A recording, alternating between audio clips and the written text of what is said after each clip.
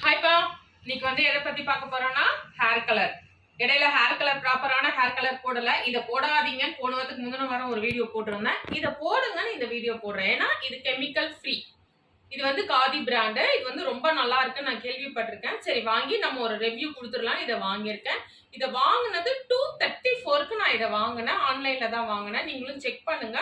இது இப்ப எப்படி இருக்குன்னு பாத்திரலாம். இது போடும்போது நான் இன்னைக்கு வந்து நல்லா ஷாம்பு வாஷ் பண்ணிட்டேன். நாளைக்கு மார்னிங் தான் போட போறேன். நல்லா தலையில வந்து ஆயில் எல்லாம் சுத்தமா இல்லை. ஏன்னா இதை போட்டுட்டு நம்ம பிளைன் வாஷ் தான் பண்ணணும், ஷாம்பு போடக்கூடாது. அதனால முத நாளே நம்ம ஷாம்பு போட்டுடலாம்.